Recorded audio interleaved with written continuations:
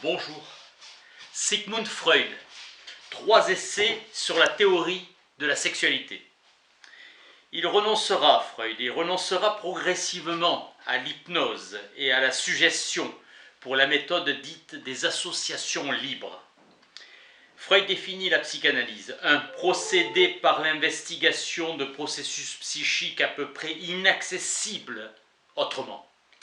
2. Méthode fondée sur cette investigation pour le traitement des désordres névrotiques. 3. Série de conceptions psychologiques acquises par ce moyen et qui s'accroissent ensemble pour former progressivement une nouvelle discipline scientifique. Le texte de cette édition est le texte définitif de 1923. L'analyse repose sur des expériences quotidiennes de médecins. Schopenhauer a déjà montré aux hommes dans quelle mesure toute leur activité est déterminée par les tendances sexuelles. La pulsion sexuelle en langage scientifique est la libido. Pulsion manquante à l'enfance, elle se constitue à la puberté. Attraction irrésistible dont le but serait l'union sexuelle. La personne qui exerce un attrait est l'objet sexuel. L'acte sera appelé but sexuel. La déviation sexuelle s'appelle inversion homosexuelle. Les invertis absolus ont l'aversion de l'autre sexe et les invertis amphigènes pour qui l'un ou l'autre convient. Les invertis occasionnels sont influencés par le milieu ou selon la période de la vie. Pratique fréquente, véritable institution dans l'Antiquité. Répandue dans les peuplades primitives et dégénérescence dans les civilisations évoluées. Bloch. Cette inversion se fixe lors des circonstances favorables. La suggestion hypnotique peut supprimer l'inversion. Sa nature n'est pas expliquée. Chez tout individu, on trouve des vestiges de l'organe génital du sexe opposé, organisme bisexuel à l'origine, Lidstone, Kierman et Chevalier. La théorie de l'hermaphrodisme psychique serait plus claire si l'inversion était accompagnée d'une transformation des autres qualités de l'esprit. L'inverti recherche l'inverse. Chez les Grecs, ce sont les qualités féminines des jeunes garçons, leur esprit, timidité, réserve, désir d'apprendre et besoin de protection qui séduisaient. La masturbation est souvent le but unique du rapport des invertis, plus que le coit per annum. Effusion sentimentale plus fréquente dans l'amour dans l'amour hétérosexuel. Chez les aliénés, on rencontre les mêmes égarements, mais à un degré supérieur, ou devenu exclusif et ne substituant à la satisfaction sexuelle normale. L'usage de la bouche comme organe sexuel est considéré comme perversion. Le dégoût serait une des forces qui contribuent à limiter les buts sexuels.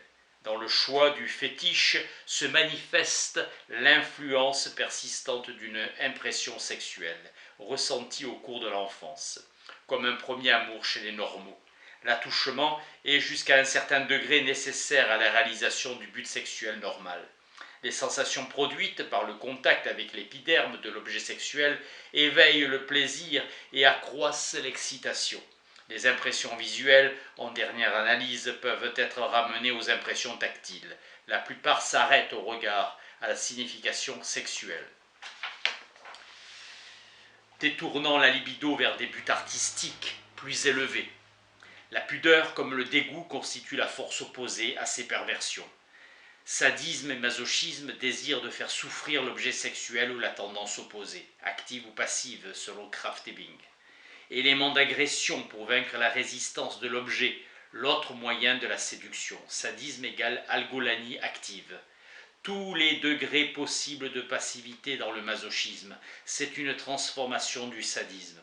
La douleur qu'on surmonte s'oppose aussi à la libido. L'histoire de la civilisation nous apprend que la cruauté et la pulsion sexuelle sont intimement unies. Certaines tendances forment des couples d'éléments antagonistes. Sa forme active et sa forme passive se rencontrent chez le même individu. Le caractère pathologique ne se découvre pas dans le contenu du nouveau but sexuel, mais dans les rapports de celui-ci avec la sexualité normale.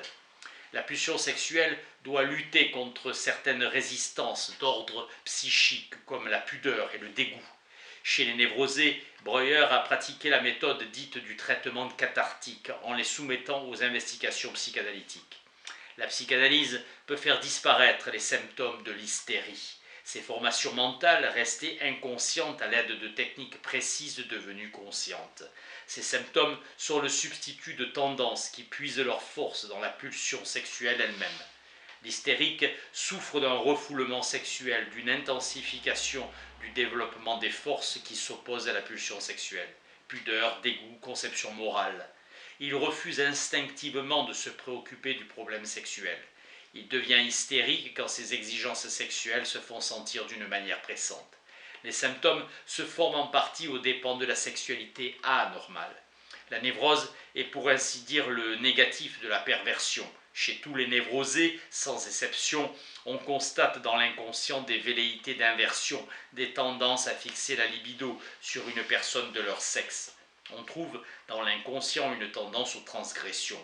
On trouve aussi des pulsions de voir et de montrer, voyeurs et exhibitionnistes, ainsi que des pulsions de cruauté dans ses formes actives et passives.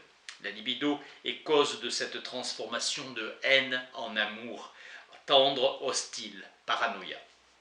On trouve rarement une pulsion perverse, mais plusieurs et même des traces de toutes. Par pulsion, nous désignons le représentant psychique d'une source continue d'excitation provenant de l'intérieur de l'organisme, que nous différencions de l'excitation extérieure et discontinue. La pulsion est donc à la limite des domaines psychiques et physiques. Dans le cas de voyeurisme, c'est l'organe visuel qui joue le rôle de zone érogène. Dans la cruauté, c'est l'épiderme qui fonctionne comme zone érogène. Chez la plupart des névrosés, l'état pathologique ne fait son apparition qu'après la puberté. La libido est détournée de son cours comme un fleuve de son lit principal. Moebius, nous sommes tous un peu hystériques. Binet admet pour le fétichisme qu'il doit son origine à des expériences vécues. Le germe de toutes les perversions se retrouve chez l'enfant avec une faible intensité. Les névrosés sont restés à l'état infantile de la sexualité ou sont retombés dans cet état. Refoulement des impressions infantiles. Amnésie qui permet de faire un rapprochement entre l'état mental de l'enfant et celui du névrosé. C'est l'amnésie infantile qui, créant pour chacun de nous dans l'enfance une sorte de préhistoire et nous cachant les débuts de la vie sexuelle, fait que l'on néglige cette période latence sexuelle. Se constituent les forces psychiques qui feront obstacle aux pulsions sexuelles. Ce processus détournant les forces sexuelles de leur but, en les employant à des buts nouveaux, s'appelle sublimation. Ce processus joue un rôle dans le développement de l'individu. Le suçotement est une manifestation sexuelle de l'enfance, l'innaire. Cela peut subsister jusqu'à l'âge adulte depuis le nourrisson. Tirailler le lobe de l'oreille, nature sexuelle de l'acte de suçoter qui va vers la masturbation. Auto-érotisme, l'enfant se satisfait de son propre corps, avloc et lisse. Il suce pour rechercher un plaisir déjà éprouvé qui lui revient en mémoire, le succion au sein maternel. Volupté de sucer, des enfants utilisent l'excitabilité érogène de la zone anale, se trahissant car ils retiennent leur matière fécale jusqu'à ce que l'accumulation de ces matières produise des contractions musculaires violentes, excitant masturbatoire. Activité des zones génitales, glands et clitoris. L'activité sexuelle de cette zone érogène qui constitue l'appareil génital forme le début de ce qui sera plus tard la vie sexuelle normale. Une des origines érogènes de la tendance passive à la cruauté, masochisme, et l'excitation douloureuse de la région fessière, phénomène connu depuis les confessions de Jean-Jacques Rousseau. On voit apparaître chez l'enfant une pulsion de rechercher et de savoir, composante pulsionnelle élémentaire de la vie affective. Il se met à réfléchir et son esprit commence à travailler. La grande énigme du sphinx est d'où viennent les enfants. Les petits garçons pensent que toutes les personnes ont un appareil génital semblable au leur. Puis l'observation ne tarde pas à leur révéler la vérité. Complexe de castration et fort en vue de trouver un équivalent du pénis perdu de la femme. Genèse de perversions multiples. La petite fille ne se refuse pas d'admettre un autre sexe une fois aperçu l'organe génital masculin. Sujette à l'envie du pénis qui la porte au désir et d'être aussi à son tour un garçon. La vue de rapports sexuels des parents sera interprétée comme un mauvais traitement ou un abus de force et donneront à cet acte une signification sadique. Les enfants s'aperçoivent des modifications qu'apporte la grossesse chez la mère. La légende des cigognes rencontre chez eux une méfiance qu'ils n'expriment pas. L'enfant ignore le rôle du sperme et de l'orifice vaginal. Dans ses recherches sexuelles, il est toujours solitaire. Premier pas en vue de s'orienter dans le monde, et il se sentira étranger aux personnes de son entourage qui jusque-là avaient eu sa pleine confiance. Ce développement aboutit à la vie sexuelle dans laquelle la poursuite du plaisir est mise au service de la procréation. Une première organisation sexuelle, prégénitale, est celle que nous appellerons orale ou cannibale.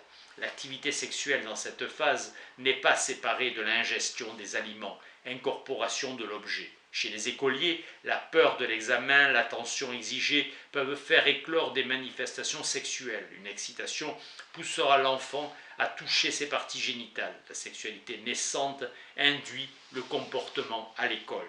L'excitation qui suit certaines émotions pénibles, angoisse, effroi, épouvante, persiste chez un grand nombre d'adultes. C'est la raison que certains individus recherchent les sensations de cet ordre, effets érogènes des sensations douloureuses quand elles ne sont pas directement ressenties. Source de la pulsion sadomasochiste, la concentration de l'attention sur un travail intellectuel et la tension de l'esprit en général sont accompagnées d'une excitation sexuelle connexe, trouble nerveux dû à un surmenage intellectuel. Les variétés des constitutions sexuelles congénitales sont à ramener aux différences dans le développement des zones érogènes. La zone des lèvres appartient à la satisfaction sexuelle se produisant dans l'ingestion des aliments, trouble anorexique dès que les fonctions érogènes sont troublées. L'état d'excitation sexuelle influera sur l'utilisation de l'attention disponible, influence de la sexualité. Avec la puberté apparaissent des transformations. D'auto-érotique, elle va devenir objet sexuel. Les évolutions sexuelles divergent. Chez la femme, il y a régression, tendresse et sensualité. La pulsion sexuelle se met maintenant au service de la fonction de reproduction, altruisme. Les troubles viennent des inhibitions dans le cours du développement. La tension sexuelle provoquée par l'excitation sexuelle se trouve à la fois dans la tension et le plaisir, la tension étant un caractère de déplaisir. Les zones érogènes s'adaptent à l'ordre nouveau. L'œil nous donne le sentiment de beauté. L'attouchement éveille l'excitation sexuelle qui appelle à son tour un surcroît de plaisir. Éprouvant le plaisir, on sollicite un plus grand plaisir. Les zones érogènes servent toutes à créer, à la suite d'une excitation appropriée, une certaine somme de plaisir, point de départ de l'accroissement de la tension, laquelle devra à son tour fournir l'énergie motrice nécessaire à l'aboutissement de l'acte sexuel. Le plaisir que cette excitation procure engendre par voie réflexe l'énergie motrice qui commande l'éjaculation des produits génitaux, plaisir ultime culminant par son intensité. Le premier de ces plaisirs peut être désigné comme plaisir préliminaire par opposition au plaisir terminal. La tension résulte du plaisir même.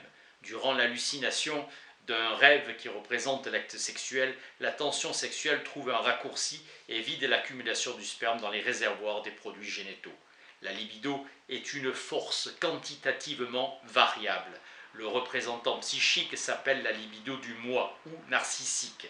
L'investissement libidinal du moi nous apparaît comme l'état originel réalisé dans l'enfance.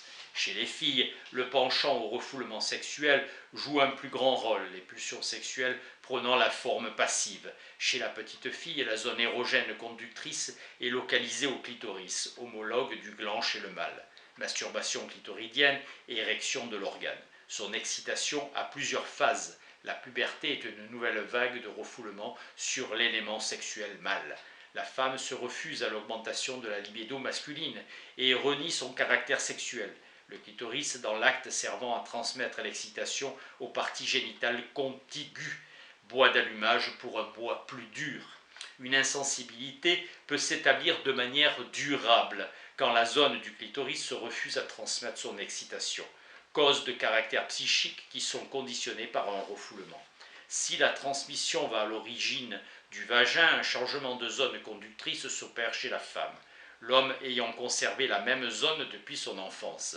Chez la fille, le refoulement semble vouloir supprimer le caractère de virilité sexuelle, prédisposant ainsi la femme aux névroses et à l'hystérie, essence de la féminité. L'allaitement est le premier rapport sexuel et le plus important de tous. Le choix de l'objet sexuel sera ainsi de retrouver le bonheur perdu. L'amour se forme sur le rapport établi avec la mère pendant la période d'allaitement. La personne chargée de soins, sa mère, témoigne à l'enfant des sentiments dérivant de sa propre vie sexuelle, l'embrasse, le berce, le considère comme le substitut d'un objet sexuel complet, éveillant ainsi par ses tendresses la pulsion sexuelle de son enfant et en détermine l'intensité future. Son amour pur éveille la pulsion sexuelle. Cette tendresse aura des répercussions sur la zone génitale. Un excès de tendresse parentale sera nuisible car il pourra amener une sensualité précoce qui le rendra incapable de se satisfaire d'un amour mesuré. Le fait que l'enfant se montre insatiable dans son besoin de tendresse est présage d'une nervosité ultérieure. Des parents névropathes enclins à une tendresse démesurée qui éveilleront par leurs caresses les prédispositions de l'enfant à des névroses. L'attachement des enfants aux personnes qui les soignent est de la nature de l'amour sexuel, l'angoisse étant l'absence de la personne aimée. L'étranger fait peur et ils sont angoissés dans l'obscurité ne voyant pas la personne aimée, l'angoisse s'apaisant quand ils se touchent la main. Ce sont les enfants dont la pulsion sexuelle est précoce qui montrent une prédisposition aux angoisses. Sa libido se change en angoisse dès le moment qu'elle ne peut atteindre à une satisfaction. L'adulte devenu névrosé par le fait d'une libido non satisfaite se comportera dans ses angoisses comme un enfant, pour être peur d'être seul, sans une personne sur l'amour de qui il croit pouvoir compter, attitude puérile pour s'en défaire. C'est l'intensité de la tendresse qui est déterminante. L'enfant choisit naturellement les personnes qu'il a aimées depuis son enfance, édifiant à côté d'autres inhibitions sexuelles une barrière contre l'inceste, la maturité sexuelle ayant été différée, attirance sexuelle vers les parents. Les fantasmes incestueux sont rejetés. L'amour filial, apparemment non sexuel, et l'amour sexuel s'alimentent aux mêmes sources. L'activité psychosexuelle recherchant l'objet reste dans l'inconscient. Certaines jeunes filles qui ont horreur des exigences de la vie sexuelle recherchent l'idéal d'un amour asexuel, besoin de tendresse excessif, importance de rapport des enfants envers les parents, pour la détermination du choix ultérieur de l'objet sexuel. La jalousie des amants a ses racines dans les expériences de l'enfance. À la puberté, l'homme s'égare dans ses premiers mouvements. Max de Soir remarque les amitiés enthousiastes et romanesques des adolescents pour leurs amis du même sexe. Chaque étape de cette longue évolution peut devenir un point de fixation pouvant amener des troubles dans le développement.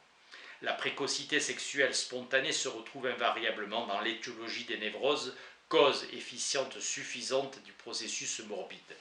La précocité sexuelle aura pour effet de rendre plus difficile la domination désirable de la pulsion sexuelle par les instances psychiques supérieures à un âge plus avancé. Cela va de pair avec la précocité intellectuelle, excitation fortuite de la pulsion sexuelle par des influences extérieures, insuffisance des connaissances quant au processus biologique qui en constitue l'essence, rôle joué par l'amour refoulé des odeurs excrémentielles dans le choix du fétiche. Dans le fétichisme du pied, ce sont les pieds sales et malodorants qui deviennent l'objet sexuel. Le pied remplace le pénis, l'idée du beau a ses racines dans l'excitation sexuelle. Fliss évoque l'expression de périodes de latence sexuelle. Le complexe d'Oedipe est le concept nucléaire des névroses. C'est en lui que la sexualité infantile atteint son point culminant. Tout être humain se voit imposer la tâche de maîtriser le complexe d'Oedipe. S'il faillit à cette tâche, il sera un névrosé. Importance fondamentale de ce complexe. Rank a reporté l'attachement à la mère à la période embryonnaire et indiqué ainsi l'inceste de l'impression traumatique de l'angoisse de la naissance, ajouté en 1924. Émile Zola, qui connaissait bien la nature humaine, nous décrit dans La joie de vivre une jeune fille qui a la gaieté de cœur et un pur désintéressement, ainsi sacrifie à ceux qu'elle aime tout ce qu'elle possède sans en attendre de récompense. Sacrifier à ceux qu'elle aime tout ce qu'elle possède sans en attendre de récompense. Quand elle était enfant, elle était possédée par un besoin insatiable de tendresse. Se voyant une fois préférée à une autre petite fille, commit une cruauté. La forte tendance qu'ont certaines impressions à se fixer est due à l'intensité de l'activité sexuelle physique à une époque antérieure. Merci.